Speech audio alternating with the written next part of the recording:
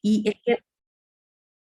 Gracias. Y el tema de fortalecernos desde el punto de vista legal es importante para seguir operando. Y justamente para empezar esta plática el día de hoy, para darle forma al lanzamiento de esta guía legal para organizaciones de la sociedad civil, quiero presentarles a Mónica Tapia para que nos platique sobre el contexto actual de las organizaciones de la sociedad civil hoy en México. Y bueno, decirles que Mónica Tapia es fundadora y líder de varias organizaciones de la sociedad civil en México, iniciativas ciudadanas por más de 20 años como Sinergos, Alternativas y Capacidades, que seguramente muchos de ustedes conocen o han escuchado. Mónica es egresada del Colegio de México, la Universidad de Oxford y el London School of Economics, y es coautora de publicaciones sobre Estado y sociedad. Es especialista en política social, educación y participación ciudadana. La verdad es una gran experta en el tema de las organizaciones de la sociedad civil. Mónica, muchísimas gracias por estar el día de hoy con nosotros y darle marco a este lanzamiento el día de hoy. Te doy la palabra, por favor. Muchas gracias, gracias Ivette y felicidades pues por esta guía, obviamente a Lilia Gasca, que siempre es la gran emprendedora de muchas de estas iniciativas, no solo emprendedora, sino concretadora y aterrizadora de muchas de estas ideas. Y pues un honor para estar aquí con ustedes presentando esta guía. Yo creo que siempre ha sido el sueño que los propios abogados y despachos de abogados hagan estas guías para el mismo sector. Y no solamente sea la academia o la propia sociedad civil, sino sea entre pares, porque mucho de esta guía está hecha para el mismo sector profesional legal. Y pues yo quiero recordar como algunos temas en el contexto. Uno, que es un derecho humano, reunirse, asociarse y organizarse. Es un derecho que está en la Constitución. Entonces, que ese no se nos debe de perder de vista, porque es cierto que el Estado establece condiciones para reconocer a las organizaciones, para que rindan cuentas, para que existan, para que reciban fondos públicos, pero al final el derecho humano de organizarse, de asociarse, digamos, de libre expresión, está en los temas de derechos humanos y así debe de seguir registrándose. Es decir, el Estado no es quien nos debe de regular por completo, sino que debe de proveer ciertas condiciones para que estas organizaciones existan. Y recordar que también en 2011 el Estado mexicano firmó un convenio internacional que es el Acuerdo de Busan, donde se reconoce justo el fortalecer a las organizaciones y se les reconoce como un actor de desarrollo. Entonces, eso está también como un tratado, una convención internacional que debe de regir muchos de estos principios. Tengo digamos, pequeña crítica a la guía y que yo sí regresaría a decirle organizaciones de la sociedad civil, que es el término internacional. El término que se usa en la guía es organización no lucrativa, que me parece que es una traducción del inglés de Estados Unidos, porque incluso si uno ve el inglés británico o cómo se traduce, se usa organización de la sociedad civil, incluso se diría en inglés, de Inglaterra serían charity organizations, ¿no? Que tampoco nos gusta usarlo. Entonces yo sí recomendaría tal vez para la segunda edición regresar al término de organización de la sociedad civil, que es el término que ya usan Naciones Unidas y que creo que ese es el que tenemos que empezar a homogenizar en nuestras propias leyes y convenciones, no solo internacionales, sino también obviamente reglamentos, NOMS, etcétera. Hace muchos años en Alternativas y Capacidades hicimos como un primer barrido y bueno, era impresionante. En algunas leyes dice asociación civil, organización civil, asociaciones de o sea, ese mismo término creo que es importante para empezar a homologar y construir este sector. Y yo creo que la guía lo hace muy bien en términos también de ayudarnos a constituirnos bien como organización. Y ahora sí que es un término de el bien, ¿qué quiere decir? Pues que están incluidas las cláusulas necesarias, que habla del objeto social, que habla de los poderes que son importantes y sobre todo cuando uno ya se lo topa en la práctica con que, ay, chin, en mi primera acta constitutiva esto no estuvo bien y tengo que regresar a que el notario me corrija y me rehaga muchas veces estatutos, ¿no? Entonces, ese tema de constituirse bien es fundamental para tener acceso a los distintos registros del Estado, al de donatarias autorizadas y al federal de organizaciones, que es el que da las CLUNIs. Y actualmente también los estatutos bien hechos se necesitan para una cuenta bancaria. O sea, incluso ya a estas alturas el banco te puede echar para atrás y decir, no traes bien hechas las cosas, no traes el registro público de la propiedad, no puedes abrir una cuenta de banco. Entonces, desde ahí creo que es importante empezar bien para constituirse. Y lo segundo es cumplir bien. Y cuando digo cumplir bien es que se ha vuelto una serie de ramificaciones, de nuevas obligaciones que constantemente se actualizan, pero yo creo, sobre todo pensando en las organizaciones que se convierten en donatarias autorizadas, me parece que el informe de transparencia es fundamental y ese es el que está cambiando constantemente y cómo se ha vuelto también ese, pues ya un requisito fundamental para seguir, para no ser revocada y para seguir siendo donataria. Y el segundo cumplimiento es el de lavado de dinero. Esto está como muy claro en la guía. Ahí también a veces cambian los formularios y entonces averiguar cuál es el monto que uno necesita estar declarando. Y bueno, que los donantes también sepan, creo que hasta la guía le ayudan a los propios donantes para decir, mira, sí, sí me tienes que dar tu identificación, a veces tu acta constitutiva, tus poderes, etcétera, porque eso es lo que tenemos que declarar las organizaciones.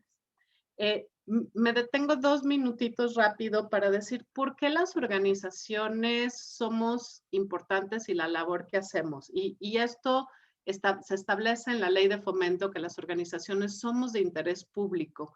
¿Y qué quiere decir esto? No, bueno, pues creo que los que trabajamos en este sector sabemos que muchos dan servicios, dan asistencia, dan ayuda, pero también investigan, eh, generan bienes de cultura, bibliotecas, museos, obviamente muchos servicios de educación formal, es decir, de escuelas, de becas, pero también informal. Esto quiere decir cursos de actualización, múltiples capacitaciones, incluso desarrollo comunitario a partir de la educación.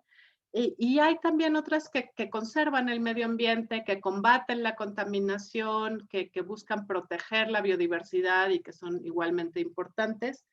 Y ya vemos algunas que trabajamos en la educación cívica, que es otro tema fundamental, conocer justamente las leyes, el gobierno, el cómo votar, el cómo funciona el Congreso, cómo funciona el ayuntamiento, etcétera. Algunas atienden desastres, otras atienden el combate a la corrupción. Entonces, todo esto es por esto que somos reconocidas como actor del desarrollo. Es decir, el Estado no es el único que trae desarrollo, sino también las organizaciones de la sociedad civil podemos contribuir a esto.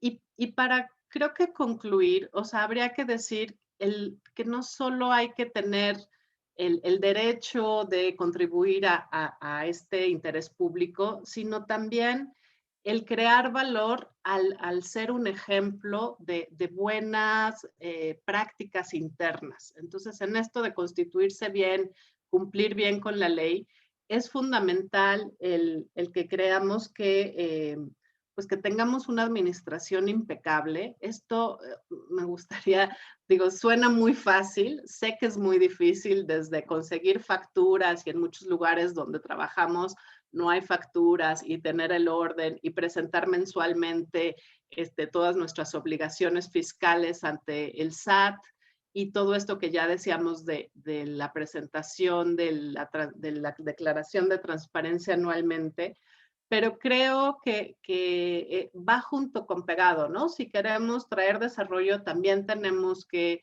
tener un proceso interno de cumplimiento y justo también tal vez hablar de que pareciera que últimamente tenemos un entorno menos propicio Yo creo que esto viene desde antes, viene desde, yo me acuerdo 2007, 2009, que empezaron a decir, no, las organizaciones, pues ya hay que quitarles todas las exenciones fiscales, ¿no? Y hay que empezar a que todo mundo pague impuestos y esto que no sean huecos de fugas, de evasión fiscal.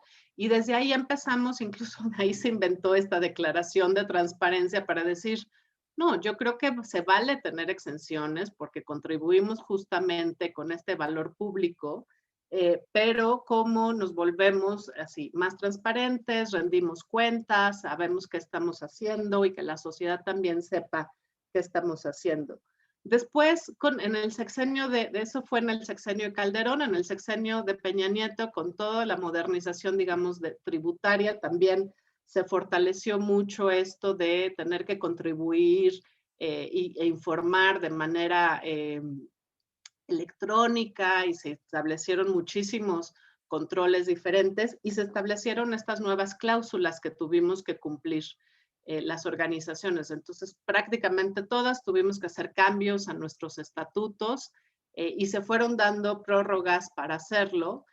Y pues llega ya este sexenio donde todas esas cláusulas ya debieron de haber estado listas, donde debieron haberse presentado en las declaraciones de transparencia y pues oh sorpresa, ¿no? Muchas veces, pues como lo hace nuestro contador no está al tanto de todo lo que había que hacer y tenemos a muchas organizaciones que pierden el estatus de donataria. Y aquí creo que viene la gran lección que a mí me gustaría decir, que es estos temas de cumplimiento no solo deben de involucrar a los contadores. Obviamente los contadores necesitan actualizarse cada año con las nuevas normas, pero tenemos que tener mucha supervisión en términos de las direcciones ejecutivas de las organizaciones y sí diría también de los consejos y órganos de gobierno de las organizaciones.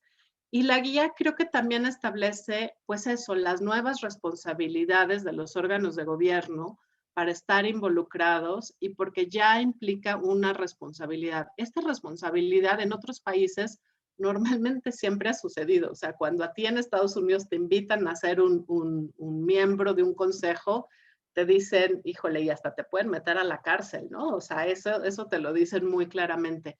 Aquí en México lentamente ha estado empezándose a construir esta responsabilidad fiduciaria del órgano de gobierno, de nuestros consejeros, de nuestros asambleístas, asociados, y creo que también empieza pues a tomarse más en serio de qué implica.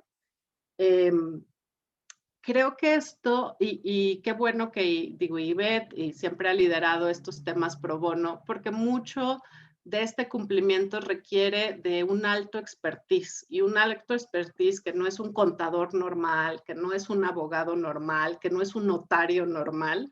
Cuando digo normal es porque está hecho justamente para el sector mercantil, o sea, o para las empresas o para las pymes, pero las organizaciones que necesitamos ciertas especialidades, me parece que es muy importante que los profesionistas de los que estamos hablando, los contadores, los abogados, los notarios, y yo diría incluso ahora hasta las personas de los jurídicos de los bancos, o sea, que no pensábamos que fueran este ecosistema de profesionales de la sociedad civil, deben de capacitarse, debe de ser justo una guía pensada también para ellos, es decir, no solo para el director o la persona que va a constituir la organización, sino todo este grupo de profesionistas que necesitamos, pues justo para que tengan una buena asesoría, un buen trabajo acompañando a la organización.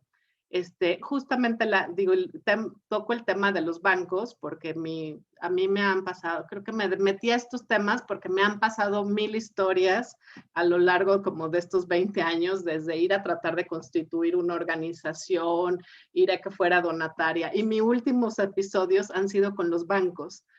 Y llevo, creo que 7 veces bloqueada la cuenta del último banco. Entonces ya aprendí ahora que el de lavado de dinero, ese es el que ahora tiene que aprender, que es la sociedad civil, y que el banco tiene que hacer una unidad especializada para que entienda que sí somos sujetos en riesgo y posiblemente muy peligrosos, pero al mismo tiempo tenemos un papel muy importante que contribuir para el desarrollo.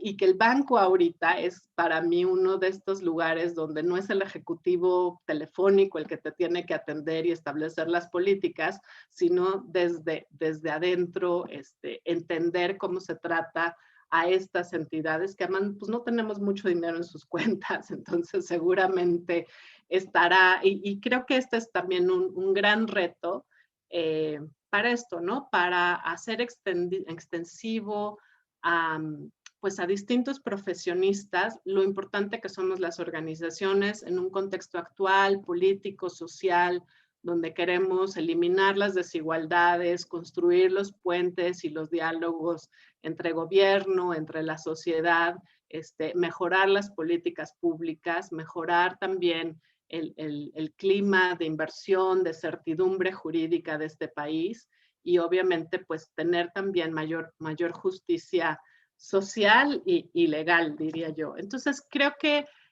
pues bienvenida, la verdad, la guía, bienvenida también que fue hecha desde un despacho de abogados, que también eso se aplaude ampliamente porque pues estábamos acostumbrados a tener estas, bueno, a veces ni guías, ¿no? O sea, empezamos siempre esto sin guía y un poco como equivocándonos uno a uno y a partir de eso fue que se fueron haciendo 2, 3 guías por ahí de constitución legal, de trabajo, pero me parece que esta es muy completa, ayuda mucho, incluso ya no hablé de los temas laborales, que seguramente hablarán, pero ayuda también en ese sentido. Y pues ojalá la lean, la usemos, le hagamos caso, porque también luego a veces te dan el consejo y resulta el consejo más complicado que nada, pero hay que hacerlo, o sea, como el cambio de estatutos, cambio de cláusulas, porque la contabilidad, los contratos laborales, y creo que sí insistiría, y me gusta mucho ese último capítulo que habla del gobierno corporativo, porque también es fundamental para pues sentirnos acompañados, sentirnos los directores de organizaciones que no vamos solos no vamos solas en esta travesía, y que el gobierno, las personas que invitamos como parte de nuestros consejos, son partes responsables y co-creadores de estos viajes y de estos procesos. Y pues felicidades, enhorabuena, y pues a leerla y a usarla y a cumplirla. Muchísimas gracias, Mónica. Yo creo que tu visión y con tu experiencia de estos 20 años, pues para nosotros, ¿no? Eres un líder en el sector, entonces agradecemos muchísimo estas palabras el día de hoy y me sumo totalmente a todo lo que señalas, ¿no? Yo creo que las organizaciones de la sociedad civil hacen una gran labor en México que nadie más la hace y en ese sentido tenemos que subirnos al caballo de la profesionalización en todos los aspectos y pues el legal obviamente no es ajeno, ¿no? Entonces también agradecer obviamente a la firma Hogan Lovells que es una firma destacada en labor pro bono, en servicios legales gratuitos a beneficiarios de ese trabajo legal pro bono, como son las organizaciones de la sociedad civil. Y bueno, en la presentación del día de hoy, bueno, decirles que la guía va a estar disponible a través de la página y de las redes sociales de Centro Mexicano Pro Bono. En breve les vamos a ir poniendo los links. Y la idea es presentar justamente a través de los expositores que fueron redactores de los capítulos el contenido y algunos tips del uso de la misma. Y bueno, ahí le voy a dar la palabra a Lila Gasca, que es directora pro bono de la firma Hogan Lovells, que nos explicará sobre el primer capítulo, que son los aspectos societarios. Lila, gracias. Muchas gracias, sobre todo muchas gracias al Centro Mexicano Pro Bono por avalar este trabajo y ayudarnos a que se conozca a través de las organizaciones de la sociedad civil. Es un aliado importantísimo para nosotros y muchas gracias, Ivette. Y por otro lado, también darle las gracias a Mónica, a quien admiro personalmente, por darnos este contexto y ser nuestra panelista de honor.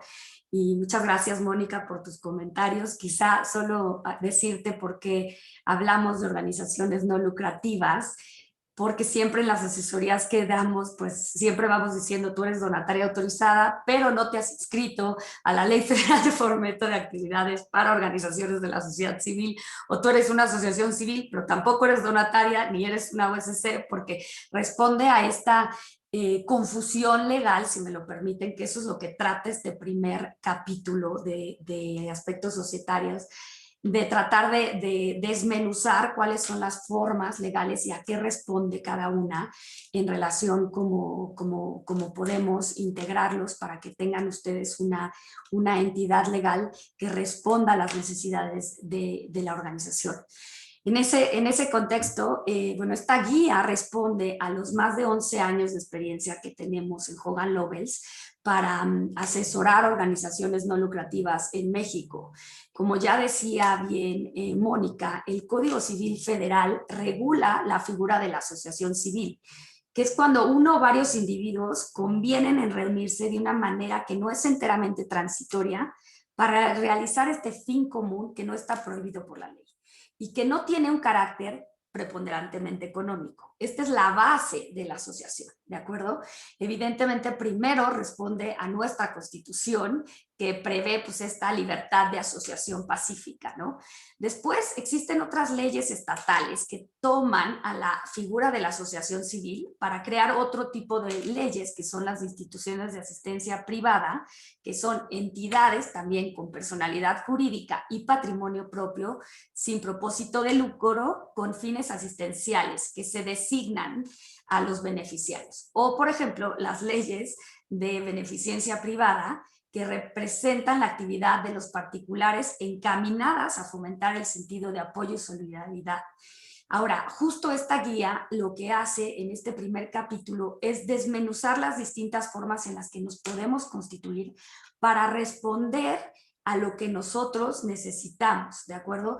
Justo también decirles que siempre es mejor tener un asesor legal en estos temas y por eso regresar con el Centro Mexicano Pro Bono para ver cuál es la figura legal que corresponde a la actividad que voy a llevar a cabo, ¿no? Evidentemente está, como ya comentamos, esta ley especial que se crea a nivel federal para este tercer sector y tiene que ver con la Ley Federal de Fomento de las Actividades Realizadas por Organizaciones de la Sociedad Civil, que se publica en el 2004, ¿no? Y aquí es donde también hablamos del famoso padrón de organizaciones de la sociedad civil, que nos da la clave del CLUNY, ¿no? Que quizá también es importante mencionarla porque no todos lo tienen, deben de tener ciertas cláusulas en sus estatutos para que puedan ser parte del CLUNY, ¿no? Sin embargo, al final del día, el regulador a nivel sector, pues también es la ley del impuesto sobre la renta, que ya en unos momentos más, Rocío Sánchez Arriola, que es nuestra abogada de fiscal, va a entrar en el tema con este título 3 del régimen de personas morales con fines no lucrativos. Entonces, en contexto, este capítulo nos ayuda a entender que ni todas las asociaciones civiles son fundaciones, ¿no? En base a las leyes estatales, como las leyes de institución de asistencia privada, ni son organizaciones de la sociedad civil, pues tampoco se constituyen en base a la ley federal de las OSCs. Y por último, quizá tampoco sean donatarias autorizadas. Entonces, tienen que cumplir cabalmente con las leyes que les rigen, ¿no? Incluso para inscribirse, autorizarse y tener ciertas cláusulas en sus estatutos sociales. Esta aclaración para nosotros es esencial para comprender la complejidad del tercer sector en México, porque hace falta mucho conocimiento sobre toda la regulación que rige la materia, ¿no? De esta forma, esta guía es, como ya dijeron, un referente legal. Sin embargo, siempre vamos a recomendar que consulten a sus abogados para una asesoría personalizada, porque cada una tiene distintos objetos que pueden o no pueden ser sujetos a las leyes que les rigen. Nuestra intención de esta guía pues es, como ya dijimos, educar desde las personas que dirigen, trabajan y operan a las organizaciones en estos temas para que puedan cumplir con todas estas obligaciones legales que estamos presentando. Siento que quizá este no es el primer esfuerzo, por supuesto, ya ha habido muchas guías o algunas guías de parte de los abogados, ni será el último, ¿no? Y estamos trabajando aquí desde la trinchera que nos avala en Hogan Lovells para dar esta información, dar talleres, asesoría a clientes pro bono, tanto como nos sea posible, ¿no? El trabajo legal pro bono para nosotros es el ADN de nuestra firma y parte de la responsabilidad social que tenemos cada uno de los abogados que conformamos Hogan Lovells, y estamos muy comprometidos con esto. Entonces, siéntanse sin duda, por supuesto, en que puede ser una guía que puede servirles, y sobre todo en que seguiremos trabajando en actualizarla, en tener estos comentarios acertados como ya los hizo Mónica o de otros, para que puedan tener una guía en la que ustedes se sientan cómodos en cómo iniciar una organización.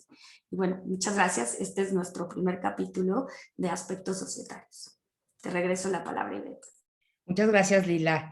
Y el siguiente rubro justamente es este régimen fiscal de las autorizadas, que bueno, constantemente, y como lo señalaba Mónica, cambia año con año y hay que estar súper pendientes de las obligaciones que tenemos que cumplir para poder seguir siendo donatarias autorizadas. Y presento a Rocío Sánchez Arriola Luna, que es asociada de Hogan Lovells y que es experta justamente en el tema. Adelante, Rocío, muchas gracias. Gracias a ustedes, Ivette. Muchas gracias. Bueno, tenemos 5 minutos y la guía viene muy completa, entonces voy a hacer como decir puntualmente lo que no quiero que se nos vaya a olvidar, y luego lo que sea necesario, pues lo vemos en la guía, y lo que sea necesario, acuden al Centro Mexicano Pro Bono y nos regresa la consulta a nosotros con muchísimo gusto. Pues bueno, como lo ha dicho Mónica y como lo ha dicho Lila, es súper importante cumplir bien. Me encantó ese aspecto, como lo dijo Mónica, bien, porque puedo ir medio cumpliendo y hay que cumplir bien. En el aspecto fiscal solo es importante que nos queden como estas 4 ideas que vamos a decir. Las organizaciones de la sociedad civil, no solo por ser organización de la sociedad civil, estoy dentro de un régimen especial de tributación, ni por ello puedo recibir donativos, ni por ello no pago impuestos. Hago hincapié rápidamente en esto porque hay muchas organizaciones de la sociedad civil que piensan que por tener unos fines tan nobles, tan altos y tan santos, porque yo atiendo a viejitos en la Huasteca, entonces yo tengo un buen fin, yo no pago impuestos. Pues no.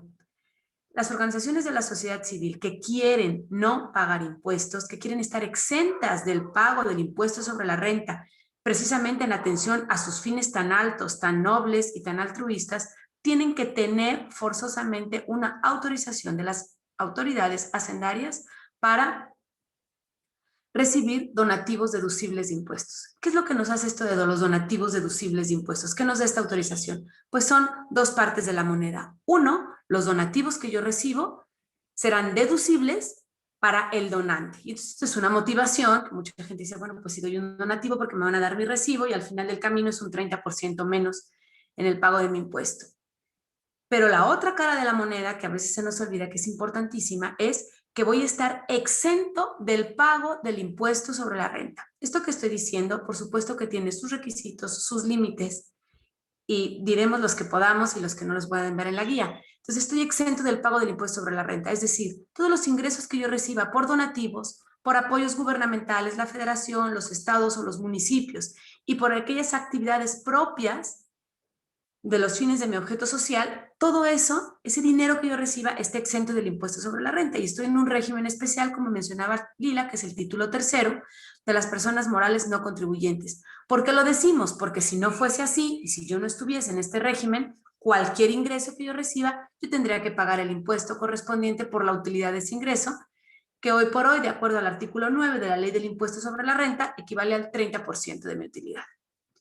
Entonces, eso es una parte importante, saber que necesito estar autorizado. Cualquiera de quienes pueden estar autorizadas, pues estas organizaciones de la sociedad civil que tienen estos fines altruistas o no lucrativos, que vienen catalogados en el artículo 79 de la Ley del Impuesto sobre la Renta, que yo creo que muchos de ustedes los conocen, los repetimos rápidamente: asistenciales, educativos, de investigación científica o tecnológica, culturales, ecológicos, reproducción de especies en protección o en peligro de extinción, el apoyo a otras organizaciones donatarias, las becantes, las de desarrollo social y las de obras o servicios públicos. Entonces, si me dedico a eso, puedo yo solicitar una autorización ante el SAT, ante la Autoridad Hacendaria de México, con mis estatutos, como decía Mónica, con mis estatutos bien hechos, bien constituidos, y con una acreditación. ¿Qué quiere decir? Yo no solo llego con mi escritura constitutiva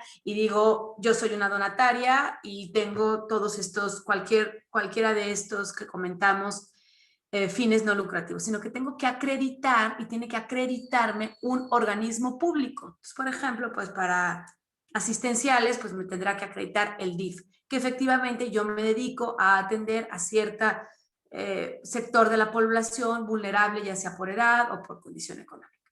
Entonces me da el DIF, mi acreditamiento y me presento ante el SAT junto con mis estatutos y consigo la autorización. Esta autorización es importante que sepan que dura 1 año por todo el ejercicio que me lo dan, así viene en el oficio que me lo dan y salgo publicado, ustedes lo han de saber, en el anexo 14 que está en la resolución miscelánea fiscal del año. Esta autorización se renueva anualmente y no me tienen que dar un oficio al siguiente año, simplemente vuelvo a salir publicada en el diario oficial. ¿Pero qué tengo que hacer para así estar publicada en el diario oficial? Pues esto que comentaba Mónica es súper importante, presentar el informe de transparencia, cumplir con las obligaciones fiscales, presentar la declaración informativa, que es esta que se presenta a más tardar el 15 de febrero del siguiente año, y bueno, obtener su renovación. Solo 2 cosas importantes, como les decía, ya para poder cerrar, porque yo creo que ya el tiempo está comiéndome, pero bueno, 2 cosas que quiero importantes. 1, para poder recibir donativos que sean deducibles de impuestos. Tú puedes recibir un donativo, te puede regalar quien quiera, pero no va a ser deducible de impuestos para el donante. Y para que tú puedas recibir ingresos y no tengas que pagar impuestos por ellos, tienes que obtener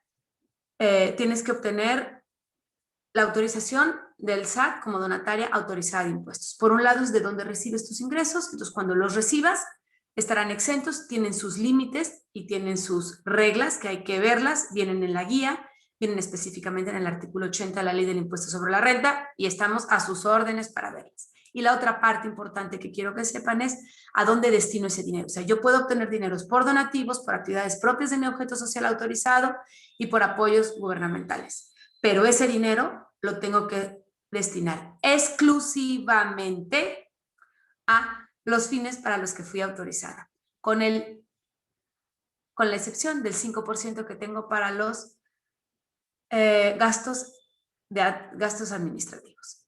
Todo esto pues hay que verlo, hay que entrar muy a fondo, lo tenemos en la guía y bueno, nada más esto para que no se vayan con la idea de que son donatarias por tener un fin noble y santo. Estamos a sus órdenes y a través del Centro Mexicano Pro Bono. Muchísimas gracias, Ivette, por la invitación y por el espacio. Al contrario, Rocío, muchísimas gracias y de verdad muchas gracias por todas las organizaciones que en lo personal asesoras. Te agradezco muchísimo y por brindar esta expertise el día de hoy en la guía. Y a continuación, me gustaría darle la palabra para entrar al capítulo justamente de prevención de lavado de dinero, otro rubro que es de suma relevancia y que muchas veces no tenemos claras las organizaciones de la sociedad civil en qué tenemos que cumplir, cuáles son los montos. Y aquí presentar a José Carlos Altamirano, asociado de Hogan Lovells y experto en el tema de prevención del lavado de dinero. José Altamirano, muchas gracias. Bienvenido, te doy la palabra. Hola, buenos días a todos. Me da mucho gusto que se puedan emitir este tipo de guías de este tema tan relevante. Muchas veces escuchamos en la televisión y leemos en los periódicos, nos llegan noticias de que a fulanito de tal ya le congelaron las cuentas, que hay una red o una tipología de empresas o estructuras que sirven para lavar dinero, de pronto deportistas que también salen y que están enlistadas en listas de personas bloqueadas y en Estados Unidos, personas que de pronto pensamos que son confiables, hablamos de artistas. Entonces empieza como que el temor de todos, híjoles, yo le vendí un coche, tal persona tiene una fundación y también a mí me donó dinero. Entonces, porque todas las actividades y todas las operaciones financieras que van realizando, pues de alguna manera nos van a impactar. ¿Qué tenemos que hacer? ¿O qué es lo que tenemos que hacer para no ser sociedades vulnerables, ¿no? O asociaciones vulnerables en este caso? Pues tener un buen régimen de prevención del lavado de dinero. Es nuestra única defensa, primero, para cumplir con la ley antilavado. Segundo, para no ser blanco de estas mafias que nos pueden utilizar para el blanqueo de capitales, también como se conoce.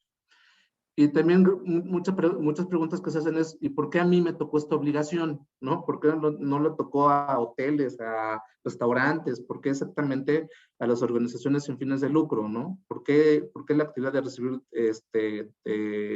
donaciones es una actividad vulnerable? Pues todo esto nace de un estándar internacional, la recomendación 8 del GAFI. México es parte del GAFI a partir del año 2000. Y la recomendación 8 habla de las organizaciones sin fines de lucro, que habla de que son estructuras jurídicas utilizadas para financiar el terrorismo. Aquí es una parte muy importante. La recomendación habla de financiamiento del terrorismo, pero también evidentemente sirve para el blanqueo de capitales, ¿no? Entonces México, al ser parte del GAFI, retoma esta recomendación y la tiene que aterrizar en su legislación nacional, en la ley antilavado, ¿no? La ley para prevenir e identificar operaciones con recursos de procedencia ilícita. Esta ley, como ya mencioné, es una ley para prevenir, no para perseguir. Nosotros no perseguimos, nosotros prevenimos, ¿no? Y dentro de las 17, de las 16 actividades vulnerables, la número 13 es la recepción de donativos. Hacer una actividad vulnerable, pues la ley ya nos confiere demasiadas obligaciones. ¿Qué obligaciones? Voy a ir un poquito rápido, cualquier duda me pueden hacer llegar por mail, ¿no? Primero es darnos de alta.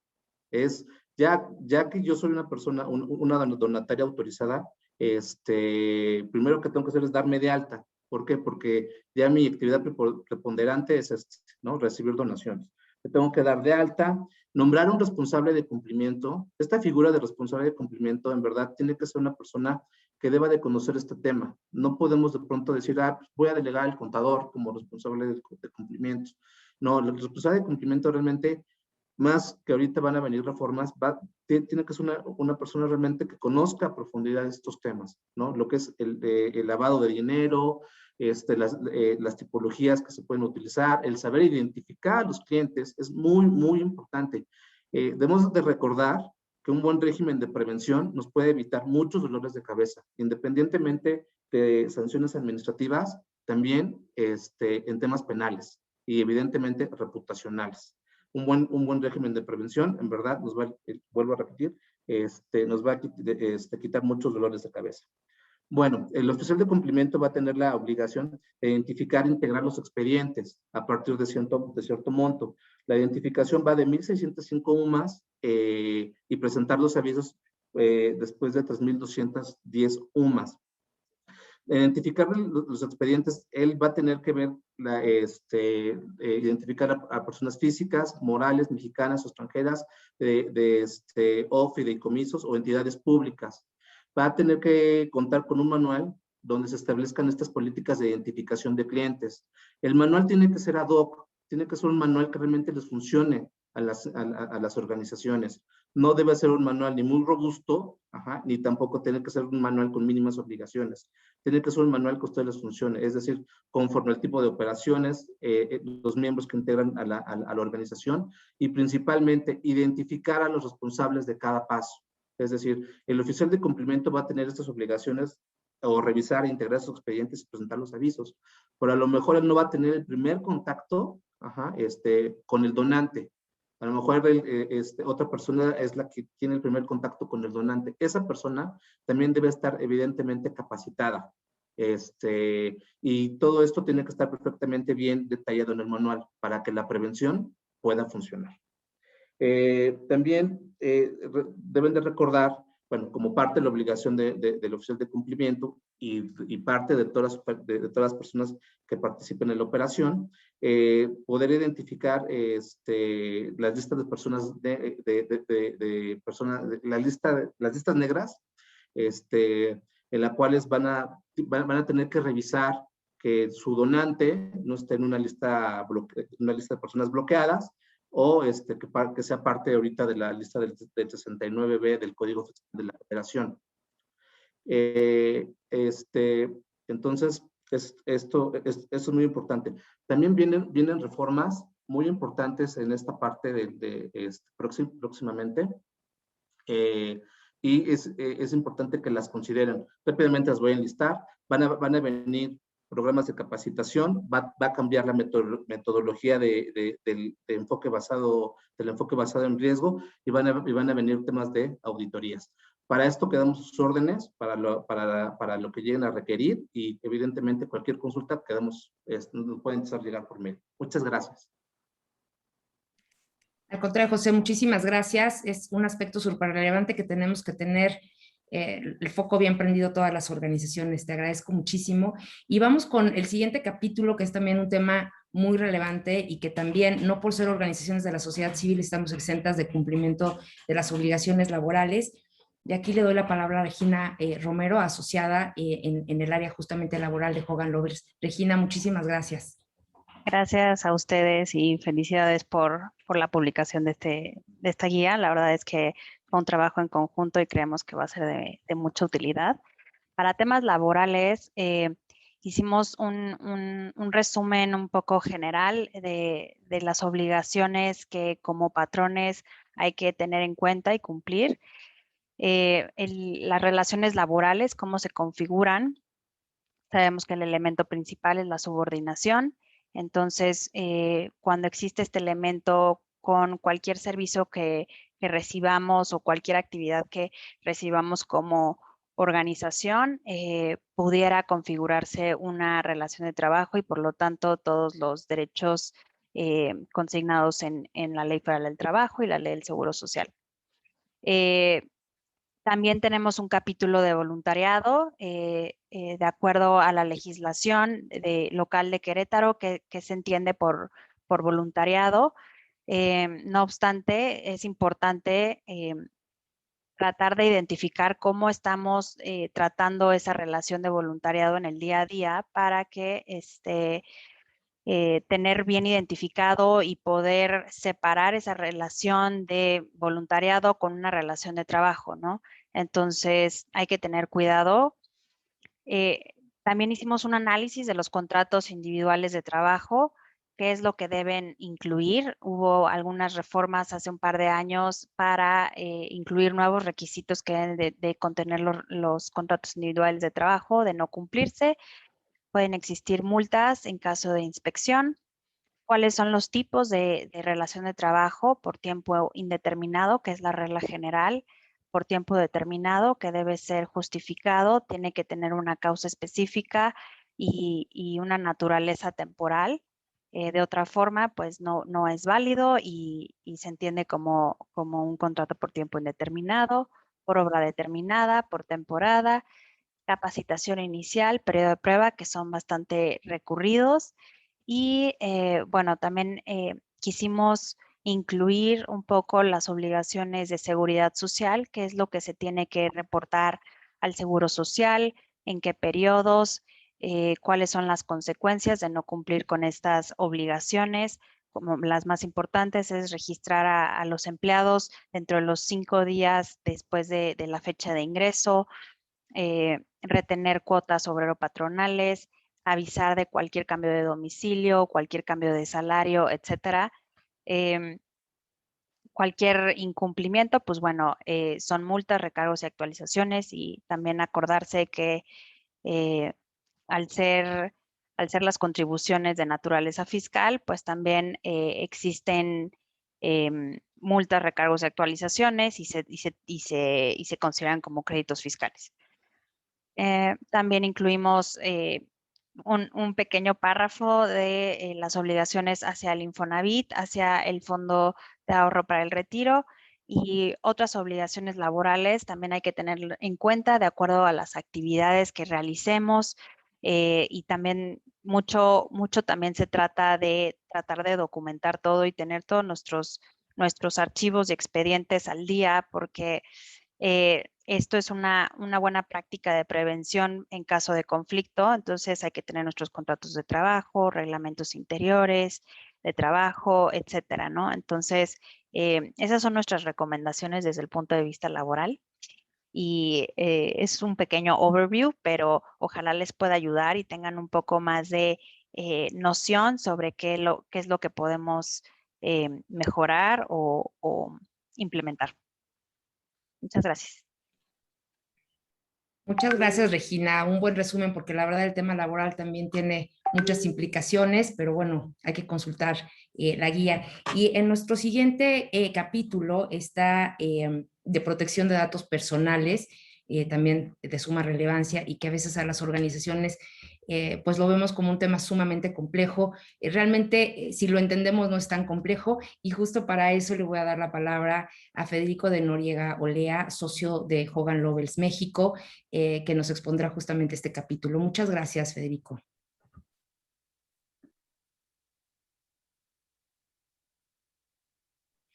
Una disculpa, Federico, no hay audio, no te escuchamos.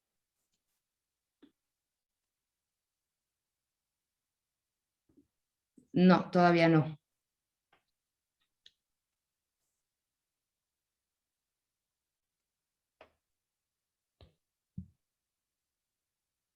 Podría ser si vas a tu micrófono en la parte baja, posiblemente habrá que poner bocinas igual que la computadora, o si tienes algún dispositivo, a lo mejor está conectado al otro dispositivo. Ya.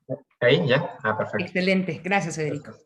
Una disculpa por el problema técnico. Gracias, Ivette. Les daba los buenos días a todas y a todos. Y les decía que efectivamente no es un tema tan complejo, pero sí es un tema muy importante para todas las personas que recaban datos personales, y no por ello menos para las organizaciones de la sociedad civil y para las asociaciones, ¿no? ¿Por qué es tan importante? Imagínense que a ustedes les confían datos, no solamente sus donantes, sino también sus empleados y terceros con los que están constantemente en contacto. Ahora imagínense si ustedes pierden las bases de datos de sus donantes o si pierden las bases de datos de sus empleados, el escándalo que podría ser, independientemente de las multas legales que les aplican, les podrían llegar a aplicar el INAI, que son bien relevantes y sí las han aplicado a asociaciones civiles sin reparo alguno. Independientemente de eso, el tema reputacional es muy importante. El daño que pueden causar un mal manejo de datos personales para sus donantes, para sus empleados o para terceros, para personas, por ejemplo, que les confían sus datos en asambleas, en exposiciones que hacen, en conferencias, puede ser caótico. ¿Y cuáles son entonces las obligaciones principales que deben de cumplir ustedes como asociaciones civiles, como organizaciones de la sociedad civil, para poder cumplir con la ley de protección de datos personales? Pues resumiendo lo que viene expuesto en la guía, que ya de por sí es un resumen, les diría, la primera es dar a todos sus sujetos, de quienes recaban datos personales, un aviso de privacidad. Y ese aviso de privacidad tiene que ser redactado tal cual como se establecen los lineamientos del aviso de privacidad, que son sencillos de entender, pero también estrictos en su aplicación. Es un aviso de privacidad que les revela a terceros qué es lo que hacen con los datos, qué datos van a recabar y cómo pueden comunicarse con ustedes para ejercer derechos. Es bien importante que este aviso de privacidad se ponga a disposición de todos y en su caso se obtengan consentimientos por escrito cuando los datos personales que manejan son datos sensibles o datos financieros. Y a todo esto que es un dato personal, y quizá debimos de haber empezado por ahí, pues un dato personal es cualquier información perteneciente o concerniente a una persona física. Bien importante distinguir que solamente están protegidos los datos de personas físicas, no así de personas morales. Pero cuando hablamos de cualquier información, pues es cualquier información, ¿no? Es la imagen que tienen una persona, si guardan fotos, si están exhibiendo fotos, por ejemplo, de sus donantes, de sus beneficiarios de algún programa, la voz que puedan ustedes guardar o archivar de alguna persona en algún testimonio que hayan dado, más allá de lo que generalmente conocemos como datos de contacto o los datos financieros de sus donantes, que hay que protegerlos mucho, o los datos sensibles de las poblaciones vulnerables a las que están apoyando, ¿no? Obviamente también hay que proteger los datos de sus beneficiarios y de las personas a quienes apoyan. Y esos datos generan un valor, les dan información estadística, dan información para acreditar las credenciales de la organización y para ver qué tan lejos estamos llegando, qué tanto apoyo estamos brindando, pero también hay que protegerse, ¿no? Imagínense el desastre de que se llegaran a enterar los medios o se llegara a enterar cualquier persona que no estamos protegiendo los datos de nuestros beneficiarios en cumplimiento de ley. Les decía, hay que dar un aviso de privacidad, pero no nos podemos quedar simplemente con dar un aviso de privacidad que cumpla con los lineamientos del aviso de privacidad. Nos tenemos que ir más allá de eso. Tenemos que pensar cuando recabamos datos personales, cuáles son estrictamente los datos que necesitamos para los objetivos que queremos lograr, siguiendo un criterio de minimización en la recaudación o colecta de datos y también en su procesamiento. No recabemos más datos de los que son estrictamente indispensables para lo que queremos hacer. No tiene caso recabarlos y nada más nos exponemos más y exponemos los datos de nuestros beneficiarios, nuestros empleados, nuevamente nuestros donantes, ¿no? Respetemos una expectativa razonable de privacidad que tienen todas estas personas, ¿no? Todas las personas cuyos datos tratamos. ¿A qué nos referimos con una expectativa razonable de privacidad? Pues más allá de lo que diga nuestro aviso de privacidad que podemos hacer y con quién podemos compartir los datos, lo cierto es que muchas veces las personas no leen esos avisos de privacidad y los firman o los firmamos sin leerlo, ¿no? Pero a pesar de que acepten una serie de cuestiones que vienen reveladas en ese aviso de privacidad y que hayan otorgado su consentimiento, pensemos también en respetar lo que ellos razonablemente piensan o cómo razonablemente piensan que se debe proteger su información. A pesar de que señalemos, en un ejemplo, en nuestro aviso de privacidad, que vamos a compartir con todos y todas en todo el mundo los datos personales y que la persona descuidadamente nos firme ese aviso de privacidad, pues sabemos que cuando un donante nos comparte sus datos financieros, no está esperando que publiquemos los datos de su tarjeta de crédito en internet o su código de seguridad o el monto de su donativo, ¿no? Entonces hay que tener cuidado y a pesar de que lo hayamos o lo hayan consentido en su aviso de privacidad por un descuido, pensemos en cómo reaccionaríamos nosotros con sentido común, ¿no? Como decía Ivette, no es un tema complejo, es tema de sentido común, pero a veces el sentido común es el menos común de los sentidos. ¿Qué otra obligación tenemos? Y me voy a una de las más importantes. Aplicar medidas de seguridad para cuidar esos datos. Las medidas de seguridad deben ser proporcionales a la sensibilidad de los datos que recibimos, ¿no? Obviamente no es lo mismo el cuidado que voy a tener con la dirección de una persona al cuidado que voy a tener con los datos de su tarjeta de crédito o el cuidado que voy a tener con sus datos de salud, por ejemplo, ¿no? O si pertenecen o no a una determinada religión, que puede ser una información sensible, o su género, su orientación sexual, etcétera, ¿no? Entonces, los criterios, las medidas de seguridad que tomemos deben ser afines o proporcionales a la naturaleza del dato. ¿Y qué tipo de medidas de seguridad debemos tomar? Pues hay tres, generalmente, ¿no? Administrativas. ¿Cómo cuidamos los datos dentro de la organización? ¿A quién le damos acceso? Y si esas personas que tienen acceso firman convenios de confidencialidad. Medidas físicas. Si tenemos archiveros de datos formales físicos, bueno, pues que los que tengan datos más sensibles estén bajo llave, ¿no? O con acceso restringido. No dejamos los datos personales en nuestro escritorio. No dejamos los datos personales en nuestras casas, hoy a la exposición de cualquier persona que pueda entrar a nuestras casas o en un café o en un Starbucks, ¿no? En que todo es trabajo remoto. No vamos a dejar ahí en una mesa los datos personales de las personas. Y medidas técnicas, obviamente. Las medidas técnicas son, como su nombre lo indica, la tecnología implementada para resguardar los datos electrónicamente.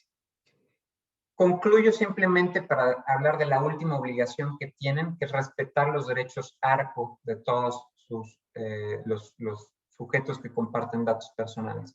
Los derechos ARCO son derechos de acceso, rectificación, cancelación y oposición a los datos personales. Cuando alguien ejerce estos derechos, tómenlo muy en serio, respóndanle a tiempo. ¿Por qué? Porque ustedes van a ser más vulnerables a multas en caso de que no respondan bien a esas solicitudes. La mayoría, si no es que el 90% de los casos ante el INAI, derivan de una mala atención de una solicitud ARCO, una solicitud ignorada o contestada mal. O sea, atiéndanlo bien, es mi último consejo, y cualquier duda estamos para servirles. Muchas gracias. Al contrario, Federico, muchísimas gracias. Pues sí, es excelente resumen y habrá que verlos. Y otra vez estamos abiertos a través del Centro Mexicano Pro Bono de recibir cualquier solicitud de ayuda y canalizarla a Hogan Lovells. Muchísimas gracias, Federico. Y para seguir con nuestro orden del día, el siguiente capítulo es de propiedad intelectual y presento a Montserrat González López, asociada de Hogan Lovells y experta en la materia. Muchas gracias, Montserrat. Muchas gracias, Ivette, Lila y Taider, por la invitación no solo al evento, sino al proyecto como tal. Y pues arranco porque tenemos poquito tiempo. Para nosotros la inclusión de un apartado de propiedad intelectual al dedicarnos a eso resulta vital, ¿no? Al ser pues la rama que protege las creaciones que derivan del intelecto humano. Sin embargo, creo que pudiéramos incurrir en el error de pensar que por ser una organización de la sociedad civil no contamos con este tipo de activos, es decir, pues yo qué marcas voy a tener, yo qué patentes voy a tener. Sin embargo, esto es falso, ¿no? Cualquier tipo de organización que brinda servicios, tenemos estos activos y hay que identificarlos. Por eso, nuestro apartado, si bien sí nos dice cómo, sí responde cómo, es decir, trámites, qué debo hacer, cómo, cuándo y dónde, principalmente tiene un objetivo de identificación, es decir, principalmente responde muchos qués. ¿Qué hay en el apartado de propiedad intelectual? Nos dice qué son las invenciones, qué es materia patentable, qué no es patentable, cuál es el procedimiento de registro y de mantenimiento de las patentes, porque eso también es muy importante identificarlo, ¿no? O sea, una vez que yo acudo ante el organismo gubernamental que concierna a tratar de solicitar una marca, una patente, la inscripción de una obra, no basta. O sea, ahí no termina nuestra obligación, ¿no? Sino que tenemos que hacer una serie de acciones para conservar este derecho, ¿no? Por otra parte, también hablamos de qué son las marcas, cómo se conforman, cuál es el procedimiento para su registro. También hablamos de otros signos distintivos análogos a las marcas, como son los nombres comerciales, los avisos comerciales, y hacemos distingos, ¿no? Respecto a la marca, por ejemplo, en la vigencia que tienen estos, ¿no? También hablamos de las denominaciones de origen, que son esta protección que se da a ciertos productos que adquieren cualidades particulares por el lugar de donde provienen, ¿no? También hablamos de los secretos industriales, cómo deben protegerse estos secretos, qué acciones deben emprenderse para que estos derechos como tal se conserven, en el sentido de que, muy parecido a lo que comentaba ahorita Federico, hay deberes relacionados con su conservación, ¿no? O sea, no solamente basta con que yo tenga un know-how determinado, sino que precisamente para que se salvaguarde como un secreto, existen varias acciones que yo debo llevar a cabo para que preserve esta calidad, ¿no? Por otra parte, también hablamos de qué son las obras, en qué ramas pueden reconocerse. Incluso también hacemos una aclaración respecto de que hay derechos que pueden concurrir, ¿no? Hay un solo activo que puede ser, o no solo activo en el que pueden concurrir una patente, una marca, un derecho de autor, ¿no? Entonces, esto también es importante que ustedes lo consideren. Por otra parte, hacemos un apartado muy, muy breve en el que hablamos de protección de derechos en materia de propiedad intelectual, en el que pues ya, por un tema de tiempo, pues ya no hubo mucho oportunidad de ahondar, pero pues una vez que identifiquen qué derecho es el que quieren proteger y los pasos que hay que seguir, pues a través del Centro Mexicano Pro Bono estamos listos para asistirles. Para terminar, como comentaba Mónica, muchas veces no basta con acudir con un abogado en la materia, ¿no? Sino que debe estar especializado en la consulta que se trate y actualizado. ¿Por qué digo lo anterior? Porque recientemente se reformó, digamos, la regulación en materia de propiedad intelectual en México a partir de las obligaciones que surgen del TEMEC, En particular, la Ley Federal de Derecho de Autor fue enmendada, incluyendo figuras como el sistema de aviso y retirada, la inclusión de medidas tecnológicas para protección de activos de propiedad, bueno, de derechos de autor, y ahora incluye también un catálogo de delitos, ¿no? Por ejemplo, este ordenamiento en específico. Por su parte, en materia de propiedad industrial, se expidió una nueva ley. Entonces, si bien hay muchas cosas que, digamos, se conservan de la ley de propiedad industrial, hay muchas cosas nuevas. Entonces, necesitamos, y ustedes necesitan principalmente, ¿no? Abogados, vaya, estudiosos y analíticos de esto. En particular, la Ley Federal de Protección de la Propiedad Industrial, ahora incluye acciones parciales de nulidad y caducidad. Hay un cambio de la vigencia de protección en signos distintivos y modelos de utilidad. Ahora puede solicitarse un certificado complementario en caso de que haya retrasos en el procedimiento de protección de patentes. Es decir, un sinfín de cosas que ustedes deben procurar que estén en las mejores manos, ¿no? Por eso, pues deben identificar especialistas que les brinden pues, la mejor asesoría. Es todo por nuestra parte, Ivette. Muchas gracias. Muchas gracias, Montserrat. Y súper relevante porque tanto los derechos para proteger nuestras obras o pues distintos elementos, pero también para no infringirlos, ¿no? Claro. Ni marcas ni otros derechos de terceros. Entonces, súper relevante. Y finalmente, para concluir, un capítulo de también muchísima relevancia, le doy la palabra a Lila Gasca, otra vez directora de Pro Bono de Hogan Lovells, para abordar sobre el capítulo de justamente gobernanza o gobierno corporativo. Muchas gracias, Ivette. Y quizá lo primero que tenemos que decir es que no existe una regulación sobre la manera particular en que deben de administrar las organizaciones no lucrativas y de esta autorregulación que les permita crear más certidumbre, seguridad y transparencia sobre las actividades que llevan a cabo, tanto internas como externas. Por eso, el buen gobierno corporativo supone la existencia de estas reglas claras para que puedan tomar decisiones en cada una de las actividades que realizan, ¿no? Y puedan asegurar el cumplimiento con la ley, la transparencia en la toma de decisiones y en la ejecución de las propias actividades de las organizaciones no lucrativas. En este capítulo, por lo tanto, vamos a analizar cuáles son esas recomendaciones y a qué responden, ¿no? Primero empezamos con que el gobierno corporativo en México se desarrolla principalmente en empresas que cotizan en los mercados de valores. Esto para que puedan atraer inversionistas, ¿no? Y con esto desarrollen mecanismos claros para la toma de decisiones, rendición de cuenta y transparencia. En ese caso, son estas empresas reguladas principalmente del sector financiero las que cuentan con esta regulación específica. Y por lo tanto, esto se ha traducido en mejores prácticas que están reconocidas por el mundo empresarial. Así es como nosotros recomendamos a las organizaciones no lucrativas que no sean ajenas a esta tendencia y puedan contar con estos gobiernos corporativos robustos que les permita, sin lugar a duda, allegarse de mayores recursos para conservar y hacer sus objetos sociales, para implementar de una manera eficiente sus programas, para asegurar que tengan un mayor impacto positivo en las actividades que realicen y puedan contar con mayor transparencia en sus operaciones, particularmente en lo que tiene que ver con la rendición de cuentas para efectos fiscales. Ahora, la legislación aplicable como tal no establece esta obligación para las organizaciones no lucrativas. Sin embargo, se atiende al tamaño de la organización.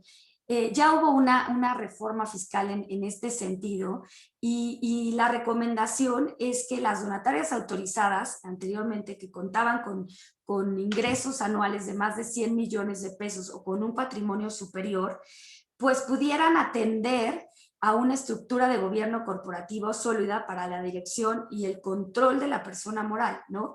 En este sentido, en este capítulo podrán encontrar ese tipo de procesos de tomas de decisiones, de cómo se debe de actuar con el ejemplo, para que ustedes puedan tener claridad ¿qué es esto de un gobierno corporativo sólido y por qué funciona, ¿no? Y sobre todo para que puedan atraer estos recursos económicos de sus donantes a quienes sin duda les va a dar mayor certeza y transparencia a lo que ustedes están haciendo. Muchas gracias, Ivette. Ok, Lila, y sí, justo, simplemente para acceder a cooperación internacional, si no tenemos una buena claridad de este gobierno corporativo y de la segregación de funciones y de toma de decisiones y de uso de las finanzas, pues será muy difícil acceder a estos fondos. Entonces, también es un rubro súper importante y por la transparencia que tenemos que tener y este profesionalismo que debemos transmitir las organizaciones justamente a quienes pues nos confían su donativo. Muchísima información ¿no? en temas legales, son muchísimas áreas. Yo de verdad quiero agradecer muchísimo a la firma, a Lila Gasca por la coordinación de este excelente trabajo que también surgió de una plática justamente entre ella y yo sobre la necesidad de compilar en un solo documento pues todo este marco jurídico del que se ha venido hablando esta mañana. Por ahí les he puesto el link a la guía, por favor a las organizaciones consúltenla. Es muy difícil a lo mejor estar en cumplimiento en todo, pero vamos a ir siendo responsables, ir viendo los distintos rubros y obligaciones prioritarias que tenemos que ir cumpliendo y cuenten con el apoyo de los abogados pro bono, cuenten con el apoyo de Hogan Lovells, que está siempre dispuesto a apoyar a este sector, a este tercer sector que es tan necesario en nuestro país. Quiero agradecer también a Mónica Tapia por su participación, por ser nuestra invitada el día de hoy, por sus palabras. Y pues cualquier duda, asesoría puntual, por favor, está en nuestra página de www.probono.mx, en donde pueden hacer justamente solicitudes de ayuda legal o alguna asesoría específica o alguna duda puntual a la guía. Estamos enteramente para trabajar de la mano con Hogan Lovells. Muchísimas gracias a todos. Lila, no sé si quieres agregar algo. Mónica. Buenísimo. De reiterar que estamos a sus órdenes a través del Centro Mexicano Pro Bono y es un honor para nosotros haber presentado esta guía con todos los asistentes. Muchas gracias por su asistencia y gracias Mónica y Beth, como siempre, por su trabajo en este fortalecimiento de las organizaciones de la sociedad civil. Muchas gracias a todos. Al contrario, muchas gracias a todos los expositores de todos los capítulos, asociadas, asociados y a los socios que participaron en esta gran labor. Muchísimas gracias y excelente día a todos. Gracias, Ivette. Gracias.